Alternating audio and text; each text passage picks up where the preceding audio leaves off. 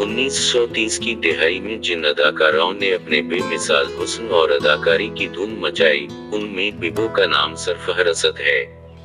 इन्हें इस जमाने में हुस्न का मुजस्समा कहा जाता था और वो बड़ी शाहाना जिंदगी बसर करती थी। अपने खीरा-कुन हुस्न की बदौलत उनकी शोहरत दूर दूर तक फैली हुई थी। कहा जाता है कि उनके मलबूसात और जूतों में हीरे और महंगे पत्थर जुड़े होते थे।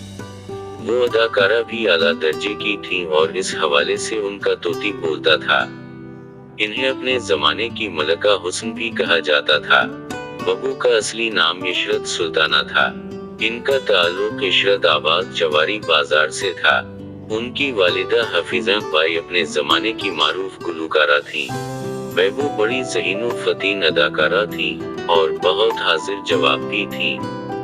लोग बेबो के हुस्न के दीवाने थे और वो भी इस हकीकत से आशना थीं।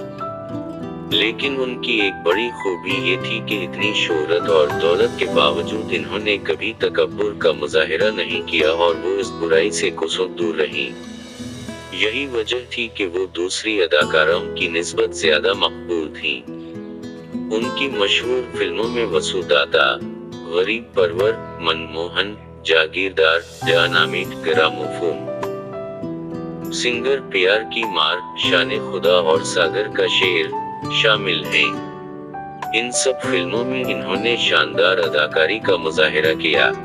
बेबो से शादी के ख्वाहिशमंद अफराद की तादाद बहुत ज्यादा थी, लेकिन इन्होंने जिस शख्स को अपना शरीक हयात बनाया इसका नाम था खलील सरदार। वो खलील सरदार की मोहब्बत में गिरफ्तार थीं और फिर दोनों ने शादी कर ली। ये वो दौर था जब मुंबई की फिल्मी दुनिया में बेबो के नाम का तोती बोल रहा था। इन्हें कई लोगों ने मशवरा दिया कि वो मुंबई में ही रहें, लेकिन इस जोड़े ने मुंबई छोड़ने का फैसला कर लिया था। फिर ये दोनों मियां बीवी लाहौर आ गए। यहाँ इन्होंने एक फिल्म बनाई जिसका नाम था कज़्ज़ाब की लड़की। दोनों की तवक्कुआत के बरअक्स ये फिल्म फ्लॉप हो गई। इसके बाद बेबो के अपने शौहर से इख्तिलाफात शुरू हो गए और फिर मोहब्बत का सफर खत्म हो गया, शादी का बंधन टूट गया। बेबो नाउमीदी और मायूसी की तस्वीर बन चुकी थी। इन्होंने दोबारा मुंबई जाने का फैसला कर लिया। वहां पहुंचकर इन्होंने बड़े नवाब साहब, नसीब और पहली नजर में काम किया। एक बार फिर वो मकबूलियत के उरूज पर पहुंच गईं। बेबो के साथ जिस दूसरी अदाकारा ने शायकीन फिल्म को मशहूर किया वो बेगम पारा थी। लेकिन बेगम पारा बेबो के बाद आईं। बेबो को खूबसूरत रोमाल इकट्ठे करने का भी शौक था। तक़सीम हिंद के बाद बेबो पाकिस्तान आ गईं। यहाँ भी उनकी बहुत पजीराई की गई और इन्होंने जिन पाकिस्तानी फिल्मों में काम किया, कमाल काम किया। पाकिस्तान में जिन फिल्मों में इन्होंने अपने फन के जौहर दिखाए, उनमें दोपट्टा, गलनार, मंडी, कातिल, कुनवारी बेवा, ज़हरे इश्क, सलमा, गालिब और फानूनस शामिल हैं। इन्होंने करैक्टर एक्टर की हैसियत से भी अपनी सलाहियतों को मनवाया। ज़हर इश्क में शानदार अदाकारी पर इन्हें निगार अवार्ड दिया गया। इन्होंने अदाकार आजाद के साथ फानूनस में यादगार अदाकारी की, लेकिन फिल्म फ्लॉप हो गई और बेबो को बहुत मायूसी हुई। गालिब में भी बेबो की अदाकारी को बहुत पसंद किया गया।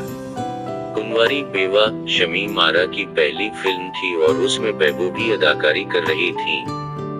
शमीम आरा ने एक दफा कहा था कि जिस मोहब्बत और शफकत से बेबो ने उनकी हौसला अफजाई की उसे वो अल्फाज में बयान नहीं कर सकती।